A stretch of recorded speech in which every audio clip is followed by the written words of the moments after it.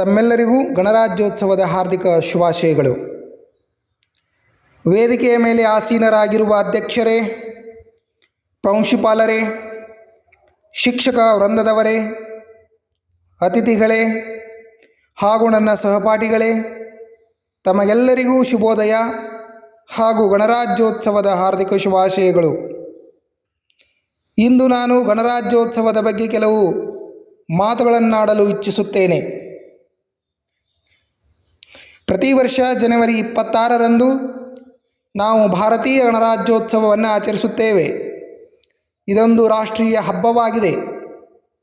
ಇದು ಜಾತಿ ಮತ ಭೇದವಿಲ್ಲದೆ ಪ್ರತಿಯೊಬ್ಬ ಭಾರತೀಯ ಪ್ರಜೆಯೂ ಆಚರಿಸುವ ಹಬ್ಬವಾಗಿದೆ. ಈ ವರ್ಷ ನಾವು 76ನೇ ಗಣರಾಜ್ಯೋತ್ಸವವನ್ನು ಆಚರಿಸುತ್ತಿದ್ದೇವೆ. ಜನವರಿ 26, 1950ರಂದು ಭಾರತದ ಸಂವಿಧಾನವು ಜಾರಿಗೆ ಬಂದಿತು. ಈ ದಿನದ ಸವಿ ನೆನಪಿಗಾಗಿ ಪ್ರತಿ ವರ್ಷ ದೇಶದೆಲ್ಲೆಡೆ ನಾವು ಈ ಹಬ್ಬವನ್ನು ಸಡಗರದಿಂದ ಸಂಭ್ರಮದಿಂದ ಆಚರಿಸುತ್ತೇವೆ.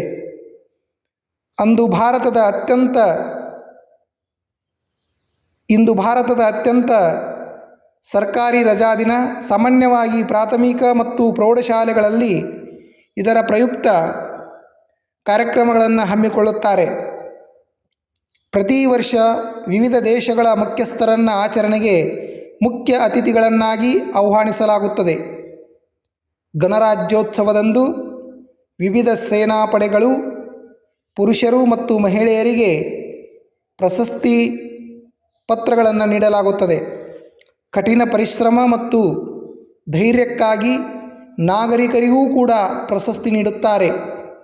ಅಲ್ಲದೆ ಅಪಾರ ಧೈರ್ಯವನ್ನು ಪ್ರದರ್ಶಿಸಿದ ಮಕ್ಕಳಿಗೆ ರಾಷ್ಟ್ರೀಯ ಶೌರ್ಯ ಪ್ರಶಸ್ತಿ ನೀಡಲಾಗುತ್ತದೆ.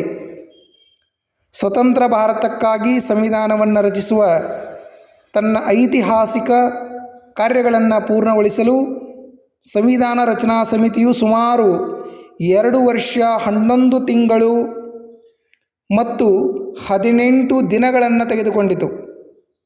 ಡಾಕ್ಟರ್ BR ಅಂಬೇಡ್ಕರ್ ಸಂವಿಧಾನ ರಚನಾ ಸಭೆಯ ಅಧ್ಯಕ್ಷರಾಗಿದ್ದರು. ಅವರನ್ನು ಸಂವಿಧಾನದ ಪಿತಾಮಹ ಅಥವಾ ಸಂವಿಧಾನದ ಶಿಲ್ಪಿ ಎಂದು ಕರೆಯಲಾಗುತ್ತದೆ. ನಮ್ಮ ದೇಶದ ಸ್ವಾತಂತ್ರ್ಯಕ್ಕಾಗಿ ಹಾಗೂ ಸಂವಿಧಾನ ರಚನೆಗಾಗಿ ಅನೇಕರು ತ್ಯಾಗವನ್ನು ಮಾಡಿದ್ದಾರೆ. ಆದ್ದರಿಂದ ಈ ನಮ್ಮ ಸಂವಿಧಾನದ ನಿಯಮಗಳನ್ನು ನಾವೆಲ್ಲರೂ ಪಾಲಿಸೋಣ ಹಾಗೂ ಅದನ್ನು ಉಳಿಸಿಕೊಂಡು ಹೋಗೋಣ. ಮತ್ತೊಮ್ಮೆ ತಮ್ಮೆಲ್ಲರಿಗೂ ಗಣರಾಜ್ಯೋತ್ಸವದ ಶುಭಾಶಯಗಳನ್ನು ಕೋರಿ ನನ್ನೆರಡು ಮಾತುಗಳನ್ನು ಕೊನೆಗೊಳಿಸುತ್ತೇನೆ. ಭಾರತ್ ಮಾತಾ ಕಿ ಜೈ. ಧನ್ಯವಾದಗಳು.